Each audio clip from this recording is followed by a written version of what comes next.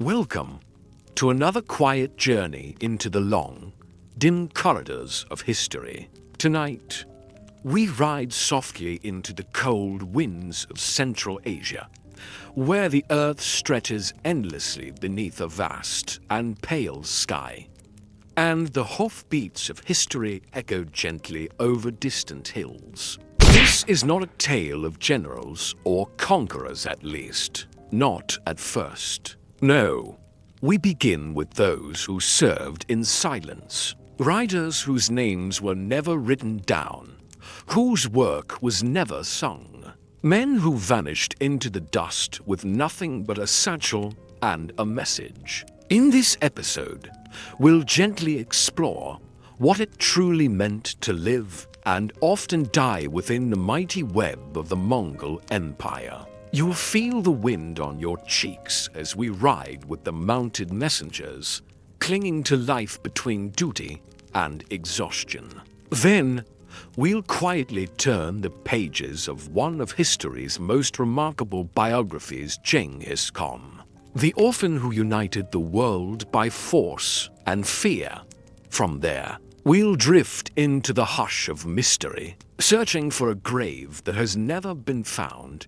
And finally, we'll sit quietly within a royal camp among fur-lined yurts and long shadows to witness a different rhythm of life. A life steeped in politics, prestige, and power. So now, breathe in slowly. Let your shoulders relax and prepare to follow the dusty tracks of time to the ancient Mongol steppe. Let's begin. Now we will know why being a Mongol messenger was a death sentence. Let's imagine. You are alone on the steppe. The sky above you is pale and wide, impossibly vast, with only the sound of wind brushing the grass. Beneath you, your horse shifts, muscles twitching with fatigue, though you cannot afford to rest. Not yet. You are a messenger of the Mongol Empire, a rider in the Yam system's sprawling relay network stretching thousands of miles. From the edge of Europe to the shores of Korea, your mission is simple, but relentless. Deliver the message. No delays, no excuses. The Mongols built the fastest communications system the medieval world had ever known, and at its heart were men like you, mounted couriers, known as urtagechi, riding from station to station at terrifying speed. They did not ride for wealth or fame. They rode because they were told to, because to fail was to vanish. The Yan stations, called yurts, were spaced roughly 25 to 40 kilometers apart. At each stop, a fresh horse awaited. There, you might eat a little millet porridge, gulp warm goat's milk, or sleep for a short while, if you were lucky. But more often than not, you simply switched mounts and pressed on. You might ride for hundreds of miles, over jagged mountain passes, through sand-choked deserts, or across frozen rivers. Your skin would dry and crack in the wind. Your fingers might go numb, and your only companion was silence. The pouches slung over your back contained scrolls or verbal orders sealed in symbolic knots or stamped in Genghis Khan's personal script. Losing them wasn't an option. Neither was stopping for bad weather. You were expected to cover up to 200 miles in a day, and there was always the danger. Outlaws knew the value of a messenger. Ambushes were common. Some messengers were never seen again, swallowed by snowstorms, rivers, or wolves. A broken leg, a lost horse, or a band of rebels could end your life with no ceremony at all. The Mongol code of conduct. The yasa was clear. Tampering with the message was death. Failure to deliver it, also death. Even sleeping too long at a post could lead to punishment. But there was another kind of death, to a quieter one. The slow erosion of your body, the ache in your bones that never left, the dreams filled with distant hoofbeats, the emptiness of your name never being spoken, never remembered. You were a thread in the Empire's tapestry. Strong. Useful. Replaceable. And yet, despite all this, the Yam system worked. It worked astonishingly well. Letters could travel across the entire empire in days, not months. Orders could be given in one corner of the world and obeyed in another within a week. It was a marvel of logistics, and you were the invisible engine behind it. You did not choose this life. You were chosen for it, perhaps by birth, perhaps by punishment, perhaps by desperation. At night, when you finally slept in a cold yurt beneath a tattered wool blanket, the wind outside whispered secrets in your ear, but never comfort. The next ride always loomed, the next mile, the next silence, and so you would rise again. The horse would nicker beneath you. You would tie your message pouch tight, and you would disappear once more into the haze of the endless Mongol steppe. Genghis Khan, from orphan to emperor of everything. Imagine a child, not a prince, not a warrior, just a boy, barefoot and hungry, standing beside a riverbank beneath the pale light of a Mongol dawn. He is perhaps 9 years old. His hands are cold. His father is dead. His family has been abandoned by their own tribe, left to starve among the silent hills. This is how the story begins. That child's name was Temujin. You may know him by a different name, Genghis Khan. But he was not always the man who would unite the steppe. Before the thunder of hooves echoed in his name, before cities trembled at his banners, Temujin was simply another soul struggling to survive in the harsh, indifferent landscape of 12th century Mongolia. Temujin's early years were marked by scarcity and betrayal. His father, Yasuge, a minor chieftain, was poisoned by rivals when Temujin was still young. After his death, the family Temujin, his mother Helen, and his siblings was cast out. No clan, no protection, no food. The rhythm of their lives became one of hunger and cold. They scrounged for roots, hunted rodents, and endured winters that gnawed at their bones. Temujin learned to watch the sky for weather, the hills for danger, and his siblings for survival. One night, in a moment that would shape him, Temujin killed his half-brother, possibly over food, possibly over authority. The act was brutal, but it secured his place as head of the household. Leadership at any cost. As he grew, so did his resolve. Temujin married a young woman named Bart, but shortly after their union, she was kidnapped by the rival Merkit tribe. Temujin rallied allies, his first taste of coalition building, and rescued her. She would remain by his side, steadfast, through battles and banishments. Becoming a central figure in his ascent, allies came slowly and often left. The tribes of the steppe were notoriously fractious, with shifting loyalties and blood feuds stretching back generations. But Temujin was patient. He observed. He adapted where others clung to noble lineage. Temujin offered merit where others demanded loyalty through blood. He earned it through consistency. He began absorbing defeated warriors, not executing them. He shared loot with his soldiers. He promoted based on skill. Slowly, he became not just a leader, but the leader. His military reforms were quiet revolutions. He organized his army into units of 10, 100, 1,000, and 10,000 decoupled from tribal identity. Discipline was strict, but fair. Orders were clear. His men were bound not just to a leader, but to an idea, unity.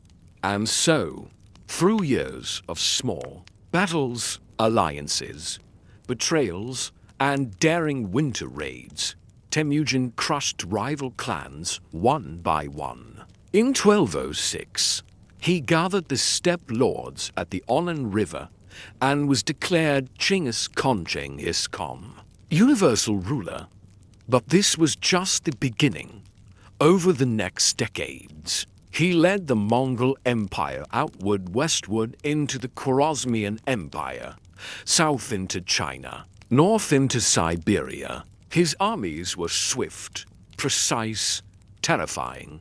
They struck with shock and silence, guided by scouts and maps, supplied by networks of wagons, herders, and messengers. Temujin was more than a general. He was a legislator. The Yasa, his law code, was unwritten but strictly enforced. It governed theft, adultery, loyalty, and even dietary laws. It provided structure to chaos. And he was a spiritual man in his own way, though the Mongols practiced Tengrism, worshipping the eternal sky. Genghis tolerated all religions within his empire. Christians, Muslims, Buddhists, and shamans could worship freely, so long as they did not challenge his rule.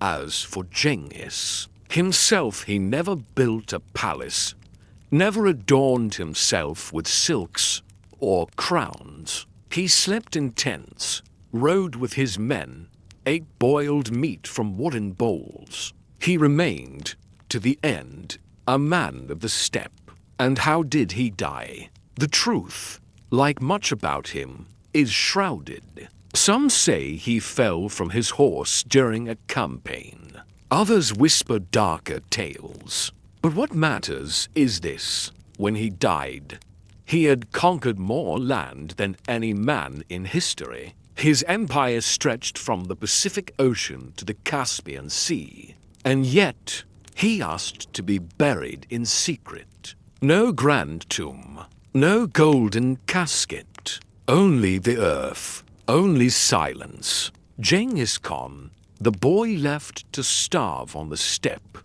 had become the storm that reshaped the world. And now, with his story resting gently behind us, we turn our gaze toward the earth itself, the grass that hides what he left behind. The question that still whispers across the wind: where is Genghis Khan buried?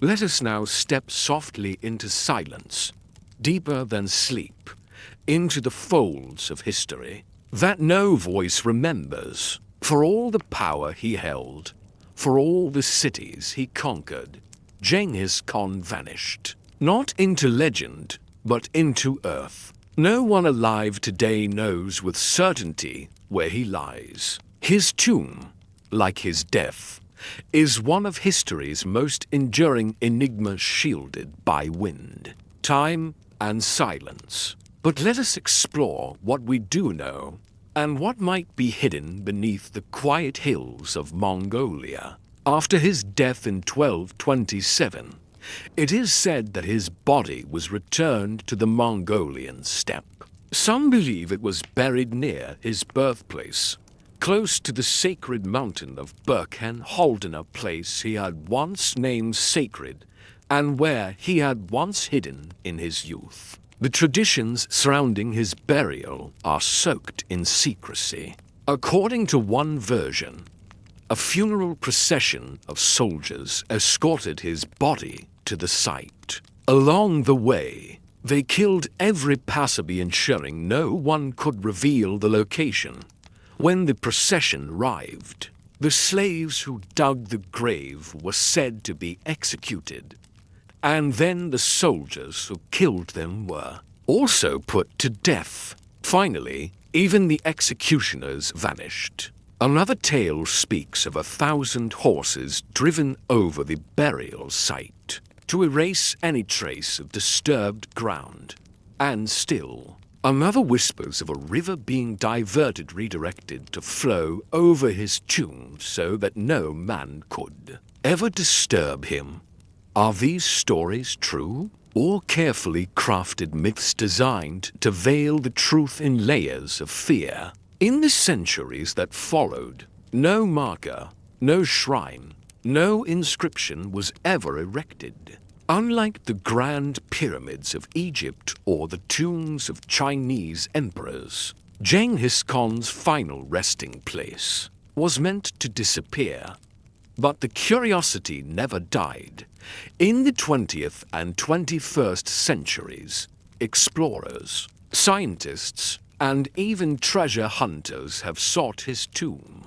The Mongolian government, deeply protective of its sacred geography, has limited most archaeological excavations near Birkenholden. To dig there is to trespass on spiritual ground. To search too greedily is to violate something older than politics. In 2004, a project known as the Valley of the Kings used satellite imagery and digital mapping to scan wide areas of remote land. Volunteers pored over thousands of images online, searching for anomalies, strange mounds, unnatural lines, buried shadows. Some promising sites were found. One in particular, near the Onin River, showed signs of large-scale human modification.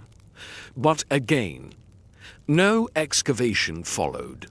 Others believe his tomb lies in the Kenti Mountains, shielded by rock and forest. Still others think it may be beneath the ruins of a lost city, or under layers of newer burials, hidden in plain sight. And then, of course, there are the folk tales. One tells of a lightless cave, guarded by wolves, into which his body was lowered on a platform of wood and gold. Another claims that a golden casket rests beneath the floor of a forgotten monastery, sealed away during a time of war and never uncovered again. But no bones, no relics, no shrine. In a strange way, this absence is fitting.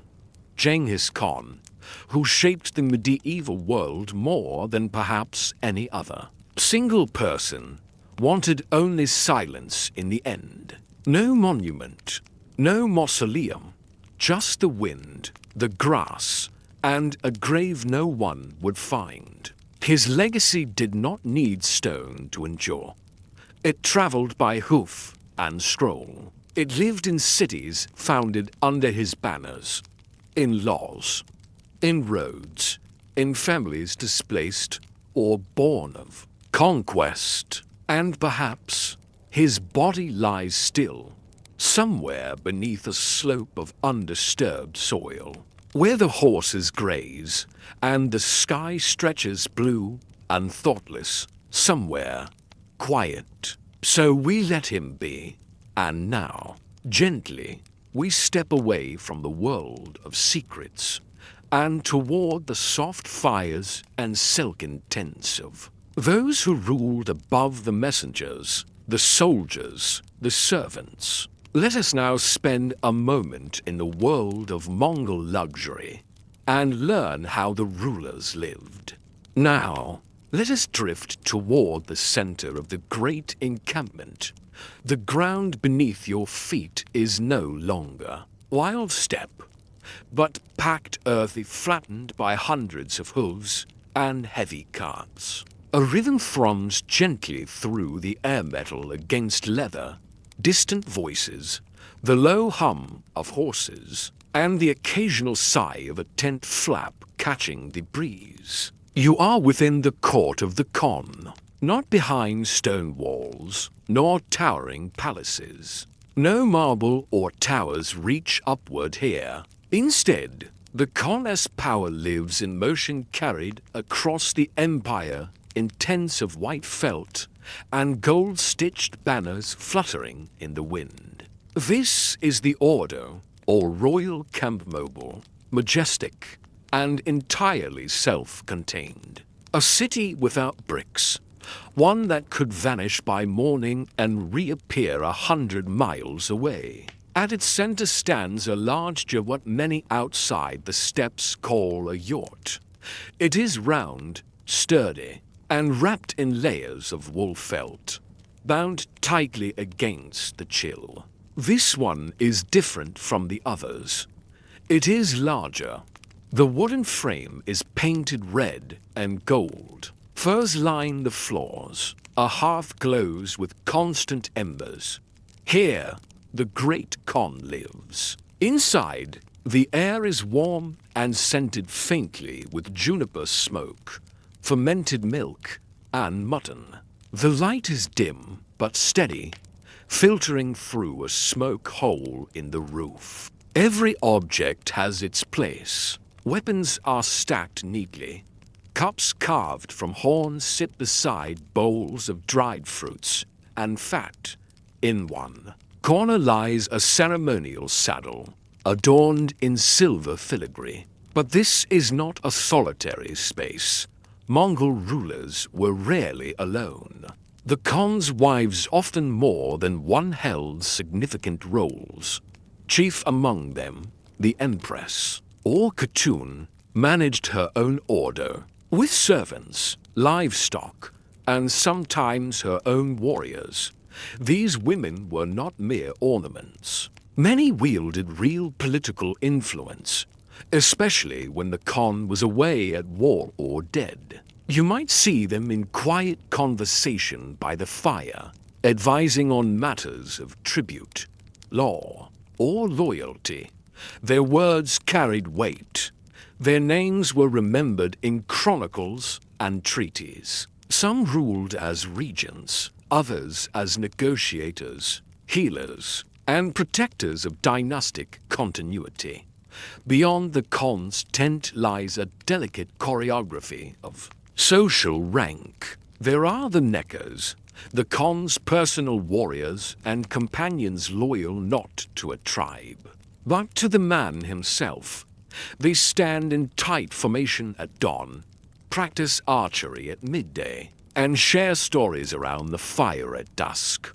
Not just bodyguards, they are extensions of the Khans. Wheel nearby, tents belonging to advisors, scribes, and shamans form concentric circles. The shamans called bow-tend fires and speak in low, rhythmic chants, offering guidance not just in spirit matters, but in political and military decisions. Their connection to the unseen gave them a peculiar kind of influence.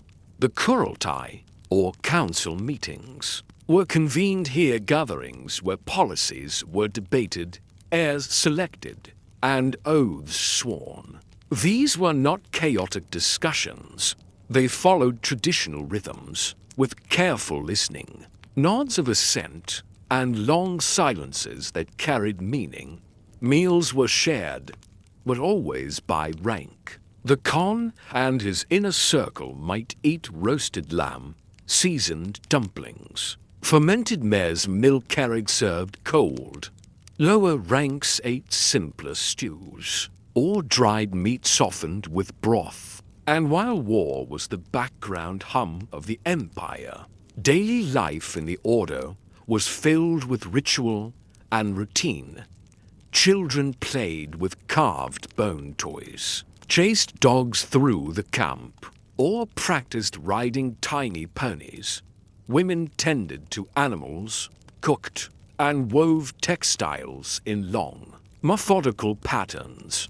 The pulse of the camp was steady, like breathing. At night, The steppe cooled quickly. The sky, clear and crowded with stars, bent gently over the encampment like a great ball. From the Khan's tent, a low light glowed soft and flickering. Even here, at the heart of empire, life was never still for long. Each morning brought the possibility of movement. The Khans were determined when the order would rise, pack, and roll away. Every object from spoon to spear had to be ready for motion. For all their power, the rulers of the Mongol world lived lightly upon the land. No palaces tethered them to one place. Their empire was made of speed, breath, and silence. And though they commanded thousands, the wind passed through their camps just as it passed through the camps of their ancestors. And in that, there was peace. And now, we slowly leave the world of the Khans behind. The horses have quieted. The yurts stand still under a pale and moonlit sky. The fire inside the great tent has dimmed to a gentle ember. The steppe breathes its cold, steady breath. You've journeyed far tonight across time, wind, and earth. You've ridden through dust and duty with the tireless messengers of the Yam, whose lives were shaped by the relentless rhythm of hooves and silence. You've stood beside the boy who became a world shaper, rising from the frozen margins to unify warring clans and command empires. You've searched for a grave that has never been found, hidden not by magic, but by reverence and secrecy. And you've walked among the felt-lined courts of rulers who moved not in castles, but in caravans rooted not in land, but in motion. The Mongol world was vast and violent, but also intricate, measured, surprisingly soft in places.